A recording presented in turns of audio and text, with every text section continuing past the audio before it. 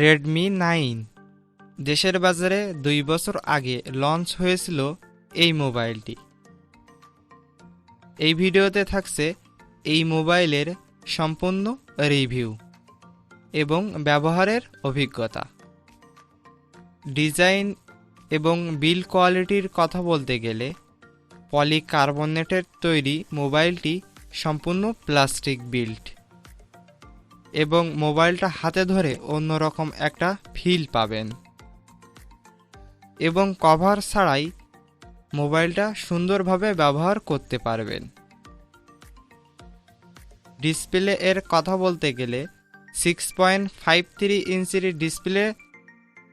ডিসপ্লেটি full HD plus রেজুলেশনের এবং মোবাইলটিতে রয়েছে IPS LCD প্যানেলের ডিসপ্লে।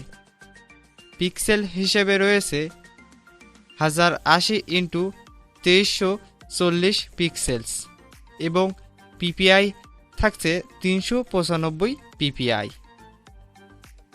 বাটন এবং পোর্টসের কথা বলতে গেলে মোবাইলটির নিচের দিকে আছে primary mic, micro USB port, microphone এবং 3.5 mm হেডফোন জ্যাক।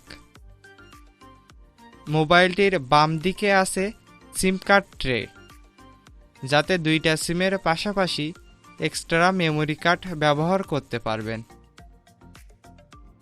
উপরের দিকে আছে in block star noise classic microphone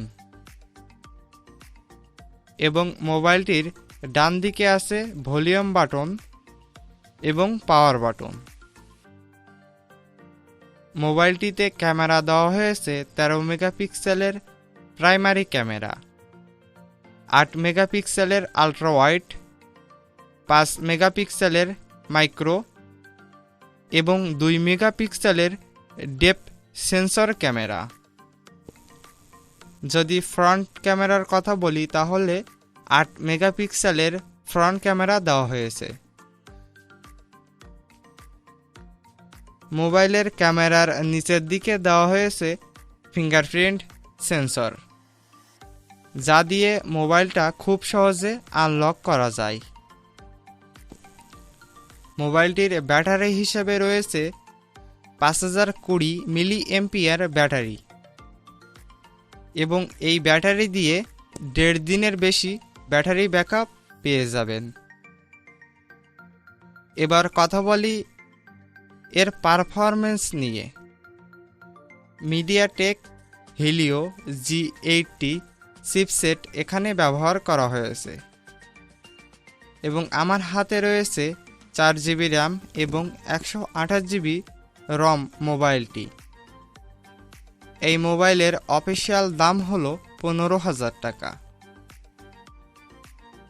এই মোবাইলে ব্যবহার করতে পারবেন সব ধরনের অ্যাপ, তবে ভারী অ্যাপ ব্যবহার করার সময় একটু সমস্যায় পড়তে হবে। মোবাইলটিতে রয়েছে অ্যান্ড্রয়েড 11 অপারেটিং সিস্টেম এবং ইউআই হিসেবে রয়েছে MIUI 12। এখন কথা বলা যাক আমার ফাইনাল মতামত। এই মোবাইলটা আপনাদের কেনা উচিত কি? তবে আমি বলবো যে আপনারা এই মোবাইলটা কিনতে পারেন, তবে এই মোবাইলটা ব্যবহার করতে গিয়ে আমার কাছে যে মোবাইলটা আছে এই মোবাইলের গায়ে একটু দাগ পড়ে গেছে, যেটা আসলে কিছুই না। এই ছিল আমাদের আজকের ভিডিও ভালো লাগলে ভিডিওতে লাইক করবেন, কমেন্ট করে আপনার মূল্যবান মতামত আমাদেরকে জানিয়ে দিবেন এবং আমাদের তরল টেক চ্যানেলে নতুন হয়ে থাকলে চ্যানেলটিকে সাবস্ক্রাইব করে আমাদের সাথেই থাকবেন। দেখা হবে নতুন ভিডিওতে।